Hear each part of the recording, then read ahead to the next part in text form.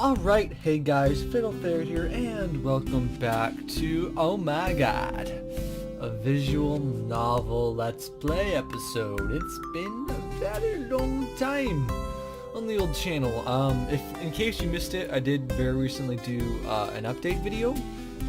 So if you want to see me just ramble on about some stuff what I've been up to for a while, definitely go check that out. I talk about visual novels a little bit. I also touch on a little bit of something about Sweetest monster here. So you might be wondering, well, why has it been ages since there's been another Sweetest monster episode? Well, the last time I played the game, I went on a really long recording session. I say really long, it wasn't that crazy long. It was like 45 minutes to an hour. Of just playing, and because I thought it was close, I thought maybe I could do one more episode, but then I couldn't, so I went ahead and saved. Well, my footage got corrupted, and so I was so unmotivated to go back through, and because you can't just skip what you missed, obviously. So, but it's been many months. I kind of forgot what happened anyway since the last time I played, if I'm being absolutely honest. So let's finish this. This will be a good warm-up for us, because honestly, I'm gonna be rusty. I'm gonna be rusty reading this. I'm probably gonna make a bunch of mistakes. This is not gonna be great, but this is a visual novel I started, and you guys deserve to have it finished. For those few of you who really just want to see me finish it personally, then thanks for sticking around, but we'll go ahead and finish it. Let's grab a drink. Oh my gosh, my throat's so dry. I'm not used to freaking reading like this. It's been so long. Alright, well, anyway, let's do this. We'll do this, we'll have some fun with it, and then we'll catch up eventually. It's sad. I really did want Melody to learn how to play the piano. It wasn't just some passing whim. It was my dream. Maybe it was because of grandfather. He was the one who taught me how to play the piano all those years ago, back when I was 5. He was a patient tutor who offered me words of encouragement, and at the end of each lesson, he'd give me a fruit gum as a reward. I never saw playing the piano as a burden, though I'm sure lots of children made to learn instruments do. It was fun. I thought it was.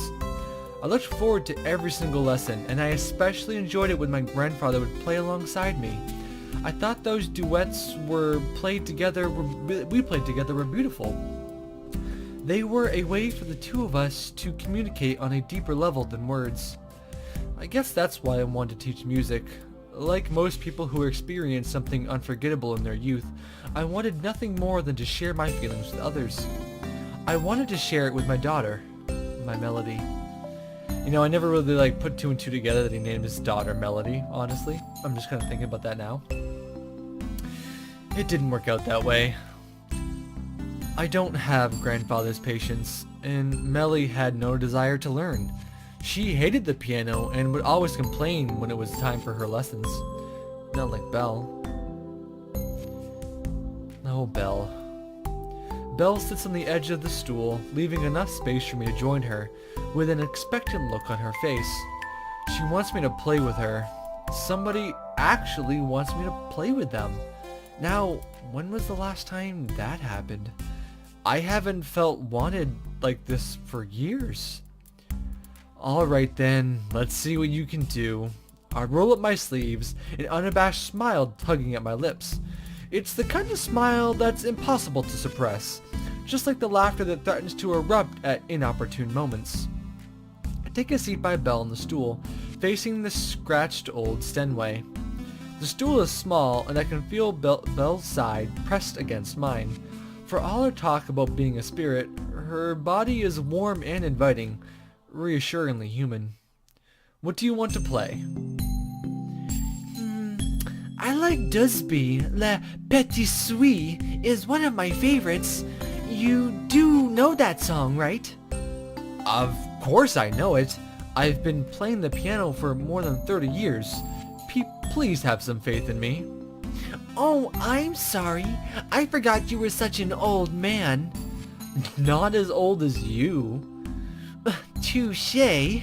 You'll primary school teachers nowadays, you have such sharp tongues. I suppose that's to make up for the fact that you can't legally hit anyone, right? As if I'd want to hit anyone. I'm not violent. What a shame. I like a man who can take charge. Speaking of taking charge, are you sure you'll be able to keep up? You were a cat for an awfully long time. I know, but cats are very graceful creatures. I was a virtuoso even in my feline form. I have vague memories of Belle clambering over the piano at Great Aunt Clarence's home, her paws pressing against the black and white keys in a cacophony of noise. I laugh. Well, maybe you have a point. You look a lot cuter when you smile like that. You don't smile nearly enough, Robin. I haven't had much to smile about recently. To tell you the truth, it feels a bit strange. Maybe I fractured the muscles around my mouth. Well, I'm sorry if smiling is painful for you, but I won't let you off the hook. Not now we've begun. I'm going to make you smile much, much more. Oh, you will you? When she says it like that, it sounds like a challenge, and I don't like backing down from challenges.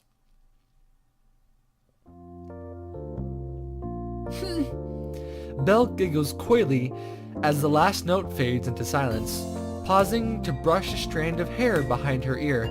La Petite Suite should be a tad longer than our abridged version, but we didn't have enough time.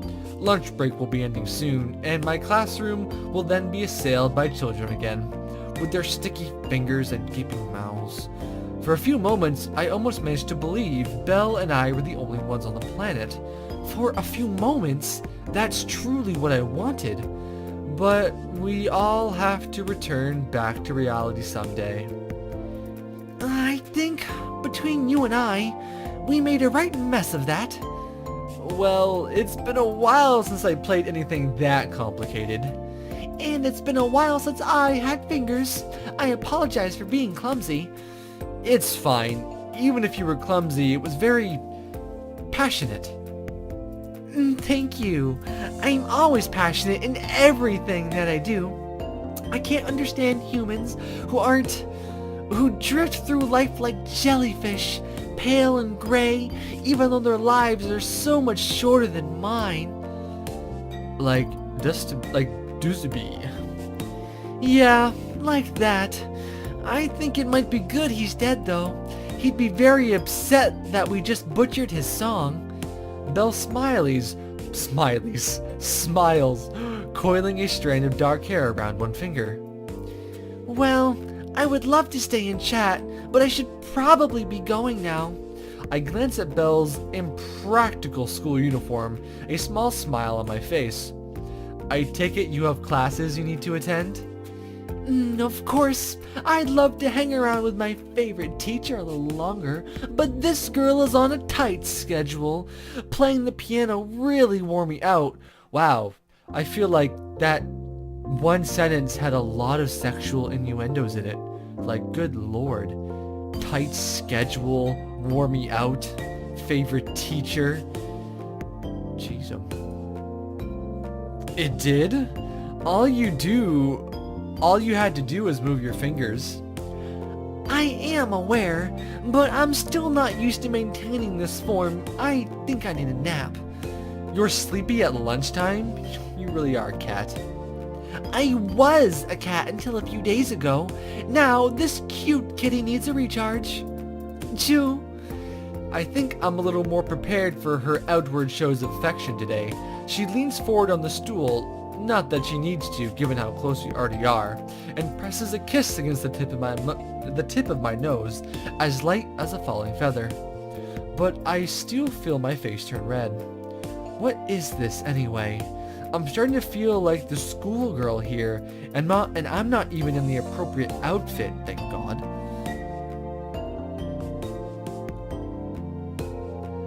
Belle gets to her feet and smiles, giving me a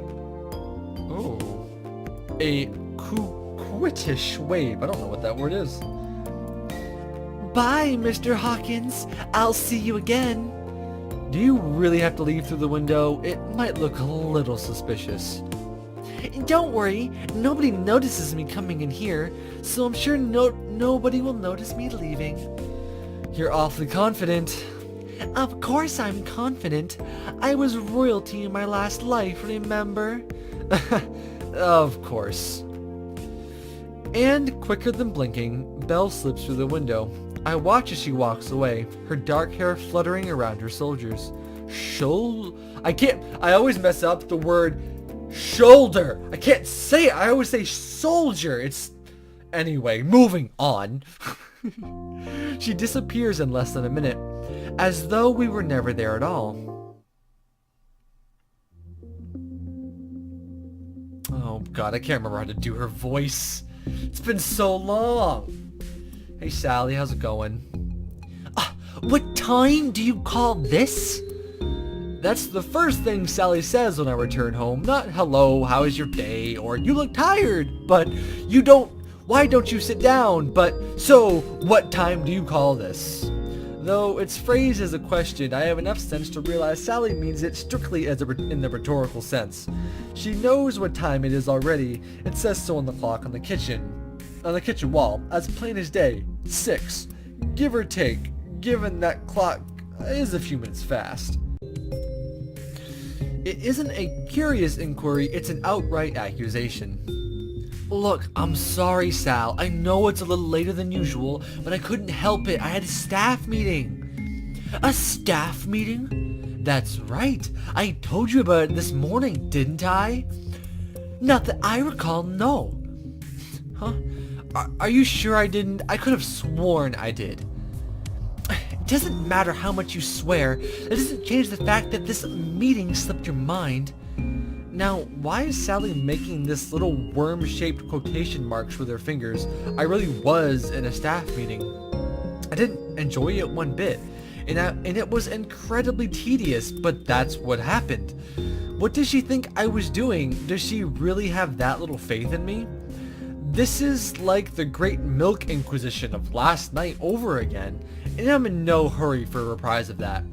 I'm sorry, Sal. I must have forgotten. I've been so busy. I've been to so many of these damn meetings these last few weeks, it's hard to keep track of it all. And is that why you didn't look at your voicemail? Because you've been so damn busy? Voicemail? What are you talking about? I'm talking about Mellie, Robin. She was sent home from school earlier today. I had to go back and pick her up. Wait, what?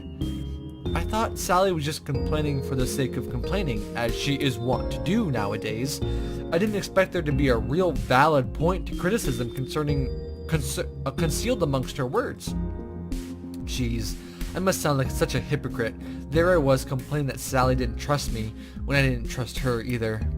My parents argued a lot too. Maybe that's where I learned all those tricks from. The bickering, the suspicion, the paranoia, the dislike. That's right. Mellie hurt herself, Robin. She was acting distracted all day and kept falling asleep in class. Insomnia. That's what Mellie has, apparently. Then, in the middle of PE, she tripped and sprained her leg. She could barely walk. She had to go home. Sprained leg, too. Not to mention social anxiety, depression, and daily medication. But why don't we try to tackle this one hurdle at a time? That's what Jonah Fowler, Mellie's psychiatrist, though according to Joan, she isn't a psychiatrist, she's a child welfare expert, says. I'm sorry, I didn't check my voicemail then. I didn't think. No, you never do you? Well, mobile phones are banned at our school. For the students, I mean. Ever since Dalen Price punched pinched, it's not punched anyway, Walker's iPhone. Not that the children need iPhones anyway. What are they, 7, 8? And what does this have to do with Mellie? I just meant since the kids aren't allowed to have phones at school. Oh, excuse me, I had to burp. Excuse me. I'd set a poor example if I had mine turned on all day. That may be the case, but you could have checked it when class ended. I know. I'm really sorry, Sally. It totally skipped my mind. So, how is Mellie? When did she have PE? You don't know your daughter's own timetable? I hardly know in my own timetable, Sally. I had the stock of my life just this afternoon when, instead of class 2, year 6, I had class 3, year 1. I don't know why I even bothered to tune the piano since those year 1 students can't carry a tune in a bucket. So you broke out the maracas again, didn't you? Against my better judgment, yes. Give them things that make lots of noise and they're happy. A small smile quirks the corners of Sally's lips. It flickers there, uncertain, like a guttering flame. I think she's still annoyed at me, but the mental image she must have had of me being overrun by screaming 5-year-olds is so entertaining she can't quite stop herself from smiling. Well, a small smile is better than no smile, I suppose. Mellie had PE in the afternoon. It was her second to last class of the day. So she hasn't been back from home for long? Not too long. She spent most of the time upstairs in her room. I think she's resting. You don't think Mellie's sprained leg is anything life-threatening, do you? I'm sure she'll be fine come this morning. She hasn't broken any bones. The school nurse said it was said it was fatigue. Fatigue, huh? I wonder what she's been doing to tire herself out so much. It's not like she ever leaves her room. Maybe homework? She's always so anxious about her grades. She shouldn't worry so much. She's far smarter than I was when I was a kid. You should tell her that more often. It's probably because you don't praise her enough that she has such low self-esteem, especially given those disastrous piano lessons. Were they really that bad? You made her cry. I might have done, but there was years and years ago. She's probably forgotten by now. I think you're underestimating just how delicate Mellie is. Maybe. I stretch. I feel slightly more at ease now that I know Mellie isn't in any life-threatening danger. It was just a sprained leg, not even a broken bone. Do you think I should go talk to her? Ask her if she's alright? I don't know if Mellie's in the mood to talk right now. She's stressed enough as it is. So first you tell me I should pay more attention to my daughter, and now you're saying to pay less? A man can't do both things at once, silly Sally. Oops. What? Okay, I hit a button. I know, it's complicated. You're making it more complicated than it needs to be. I just want to talk to my daughter, not find a cure for cancer. Sally sighs. I just think if you really cared about Mellie, you would have come back home earlier. It may seem a tad insincere. I got a drink. My mouth is super dry from not reading very much. This again? I already told you, Sal. I was in a meeting. I can't do anything about that. I know that, Robin, but Mellie might not. You've never bothered to explain it to her. I pause, my mouth hanging open, my self-righteous indignation cut short. Sally might have a point. Given how rarely I speak to Mellie, it's entirely possible that I never explained my circumstances to her before. Maybe this whole time Mellie was lying upstairs in her room, curled up in her bed, wondering where I was, thinking I didn't come because I didn't care. Because I don't like her. But that's not true. At least, I don't think it is. I can't deny that I find Mellie hard work, but I love her. She's my daughter. I know I haven't been as forthright with Mellie as I should have been, but I don't know where to begin. I don't want to worry her. She doesn't need to know how busy I've been at work, or that the headmistress keeps firing staff left and right and center. I know how you feel, Robin, but Mellie isn't a child. You should try and be more honest with her. But what good does honesty do? It just upsets people.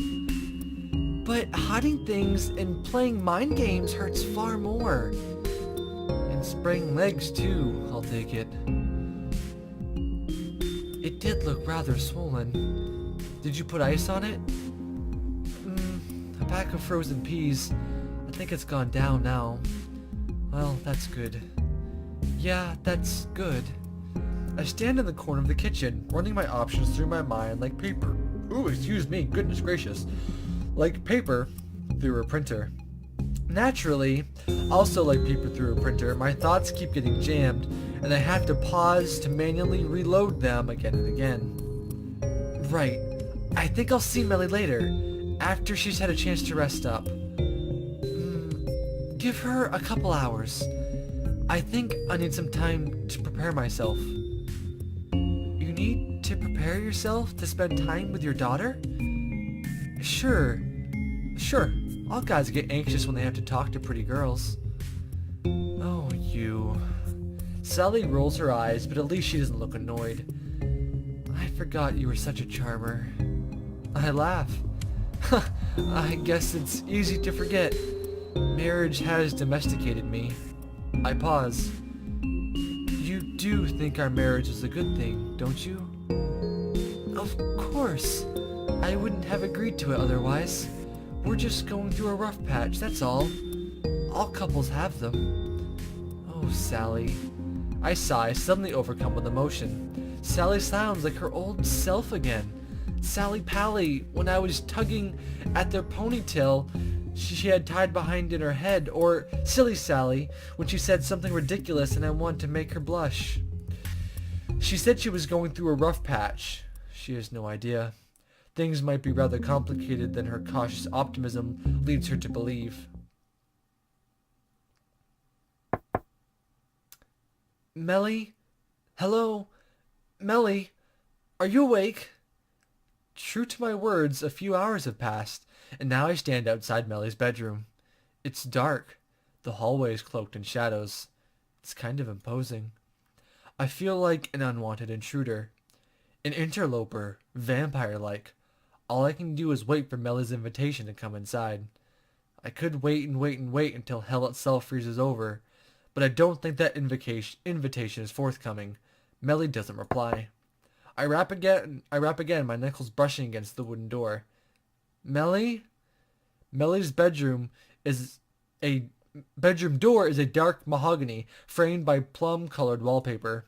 There's a small wooden plaque displayed on the door above a brass door knocker which reads Elodie in colorful letters. The M fell off years ago, leaving behind a strange, unfamiliar name. Still, despite my knocking, Melody doesn't answer. I'm not sure if she really is asleep. At 7 in the evening, yeah, right. Or is just ignoring me. Alright, I'm coming in. Excuse me. Alright, ladies and gentlemen. I think that's going to be a good introductory episode back into our visual novels. So if you watch this, if you're back from the original playthrough, thanks a bunch. We're going to finish this game. And then you know what? We're going to play some other games. You know, we're going to have some fun with some games. And then we're just going to have some fun and do what we want. But anyway, guys, I've been Fiddle Ferret, and I'll see you back on the prowl next time.